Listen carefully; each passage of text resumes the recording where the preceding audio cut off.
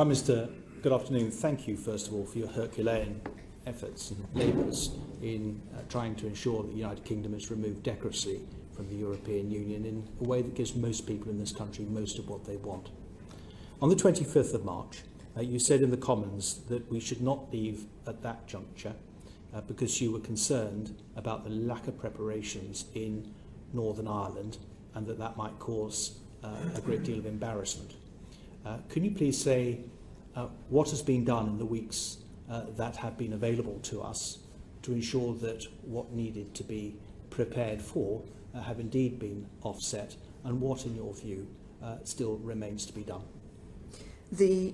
As we have been able, obviously, and have published our proposals for the position in relation to tariffs if there were a no-deal situation across the border between Northern Ireland and the Republic of Ireland. But those could only be temporary and would need to have further, obviously, negotiation with the European Commission and with the Irish Government for a long-term sustainable solution there. The issue that I had expressly, and this was identified in the House at the time of debates around that time in relation to Northern Ireland, was the whole question of the governance arrangements for Northern Ireland in a no-deal situation in the absence of the executive.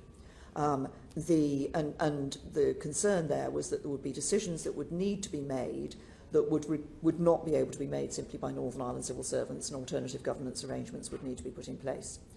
Now that we now have an extension, of course, we now also have a situation where, as was the Taoiseach and I last Friday called on the parties to come together for talks to re-establish the devolved administration, and the Secretary of State for Northern Ireland and the Taoiseach then set a date for talks for those with those parties to come together again. And I would hope that what we would be able to see would be the reinstatement of the executive and the ability of the Assembly to operate in Northern Ireland, such that those government's arrangements were then in place in Northern Ireland. So it's simply a question of there being lack of an executive in Northern Ireland that was causing you to express your concerns about the state of Northern Ireland in the event that we had no deal.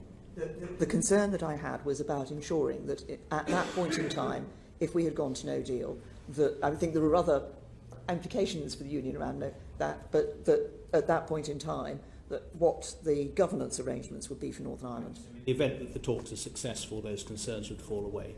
In the event that the talks were not successful, we would be back in the same position, would we not? And that is that we would be unable to leave without a deal, except by direct rule. Would that be correct? Yes, or certainly, obviously, direct rule can come in different, maybe in different gradations, but ensuring that there was some form of governance which would encompass some element, certainly, of direct rule that enabled the decisions that were necessary to be taken. Inevitably mean ministerial decisions being taken here in Westminster rather than in Belfast.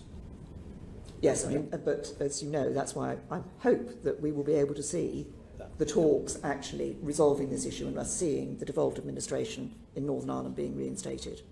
In February, Michel Barnier said that a UK decision to leave the single market and leave the customs union would make border checks unavoidable. Given the enduring common travel area arrangements plus regulatory and tariff alignment that would exist between the two jurisdictions from day one, in the event that we left without a deal, can you say what you think Mr Barnier would be checking for at the Irish border? Well, what the European Union have consistently said is that their rules in relation to border checks would need to be operated fully at the Northern Irish border with Ireland in the event of no deal. And that would be the same as though the checks that they would put in place, same as checks that they would put in place elsewhere.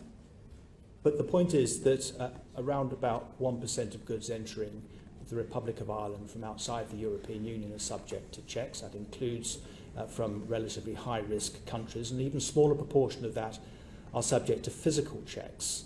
So it would be bizarre, would it not, that in the event that we left without a deal, the European Union would be insisting on a rate of checking goods entering the Republic of Ireland beyond 1%. Would that be your understanding too? Well, I think perhaps it might be helpful if I say what the Commission themselves said in their press notice on the 25th of March, which was, in a no-deal scenario, the UK will become a third country without any transitionary arrangements.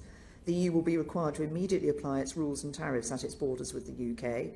This includes checks and controls for customs, sanitary and phytosanitary standards and verification of compliance with EU norms. Similarly, UK citizens will no longer be citizens of the European Union. They will be subject to additional checks when crossing borders into the European Union. Despite the considerable preparations of the Member States' customs authorities, these controls could cause significant delays at the border. So I think the European Union themselves were clear that there would be obviously checks taking place which currently do not take place at that border.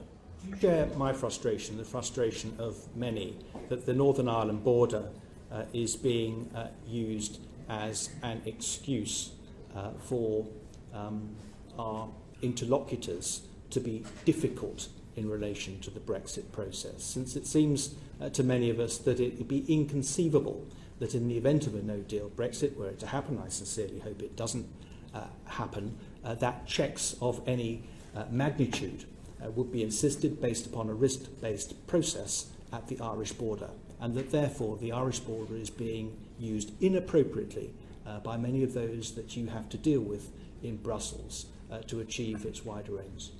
Well, I won't comment on the approach that is taken by others in relation to the Northern Ireland border. What I would say is this, that I think it's incumbent on us as a UK government to recognise the importance of this issue. And the way I look at it is this. There is, at the heart of the Belfast Good Friday Agreement, there is an essential compromise. And it is that people who are of Irish heritage citizenship can live in Northern Ireland. They may have dual British citizenship. They can be part of living in the United Kingdom, but to all intents and purposes are able to operate across the island of Ireland in their day-to-day activities and in their business activities without checks taking place. And I think it is that that we must recognise that lies essentially at the heart of the Belfast Good Friday Agreement, that is an important, it's important for us to consider that when we're looking at these issues. Thank you.